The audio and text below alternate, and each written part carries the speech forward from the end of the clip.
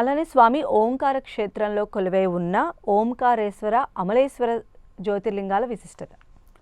అక్కడ శంకరుడు 2 రూపాలలో ఆ నర్మదా నదికి ఆవలి ఒడ్డున ఈవలి ఒడ్డున కూడా జ్యోతిర్లింగ స్వరూపంతో విరాజిల్లుతూ ఉన్నాడు.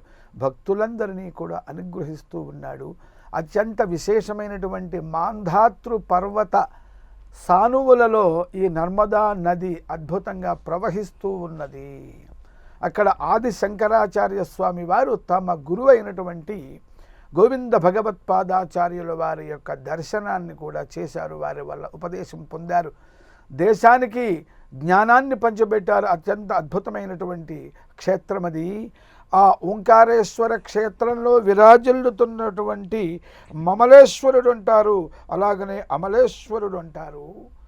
ఆ క్షేత్రము ప్రత్యేకంగా కర్కాటక రాశికి సంబంధించినటువంటి క్షేత్రము. ఆ క్షేత్రము ఆ చంద్రుడు దోషములన్నీ కూడా, చంద్రుడి వల్ల కలిగేటువంటి దోషములన్నీ కూడా పోతాయి.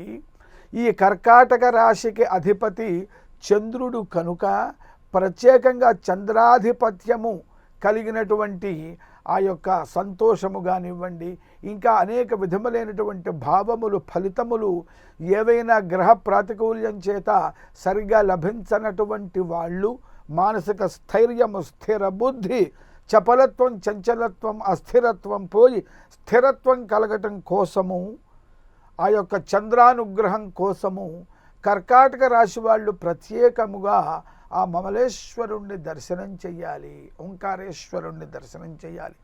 తద్వారా మరి కర్కాటక రాశి వారికి సంబంధించినటువంటి ప్రత్యేకమైన దోషములు, ఇతర రాశుల వారు కూడా ఆయా భావములకు సంబంధించిన దోషములన్నీ కూడా పోయి ఆ యొక్క ఓంకారేశ్వర మమలేశ్వర జ్యోతిర్లింగం యొక్క అనుగ్రహం వల్ల సమస్త శుభాలని పొందుతారమ్మా.